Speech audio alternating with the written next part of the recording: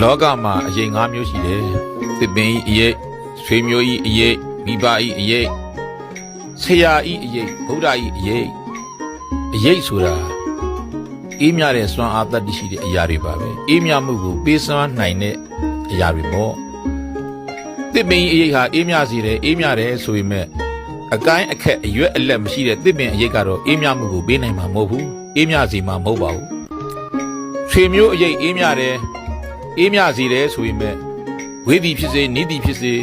စောင့်ရှောက်မှုပြုစုမှုပြိုးထောင်မှုမရှိတဲ့ဆွေမျိုးအရေးဟာလည်းအေးမြမှုကိုပေးနိုင်မှာမဟုတ်ဘူးအေးမြစေမှာမဟုတ်ပါဘူးမိဘအရေးဟာအေးမြစေတယ်အေးမြတယ်ဆိုပေမဲ့လည်း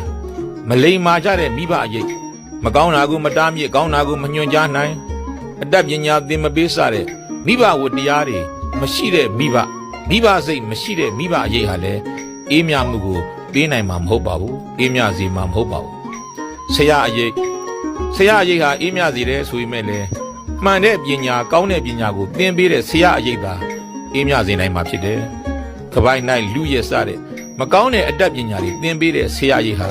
အေးမြမှုကိုပေးနိုင်မှာမဟုတ်ပါဘူးအေးမြစေမှာမဟုတ်ပါဘူးဖရာအရေးဟာအေးမြစေတယ်ဆိုပေမဲ့လောကမှာဖရာဆိုသူတွေဟာအများကြီးရှိပါတယ်ဆင်းရဲတဲ့ချမ်းသာကိုမညွန်ပြနိုင်တဲ့ဆင်းရဲချမ်းသာကိုရောက်စေလွတ်မြောက်စေတဲ့လမ်းကိုမညွန်ပြစေနိုင်တဲ့ဖရာရဲ့အရေးဟာလည်းအေးမြစေမှာမဟုတ်ပါဘူးဒုက္ခနဲ့ဒုက္ခကိုလမ်းညွန်ပြနိုင်တဲ့ဖရာအရေးကသာအေးမြစေနိုင်မှာဖြစ်တယ်ဒါကြောင့်အေးမြတဲ့သစ်ပင်အရေးဆွေမျိုးရေးမိဘရေးဆရာရေးဖရာရေးများကို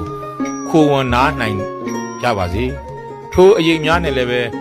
တွေ့ကြုံဆုံနိုင်ကြပါစေလို့ဆန္ဒပြုပါတယ်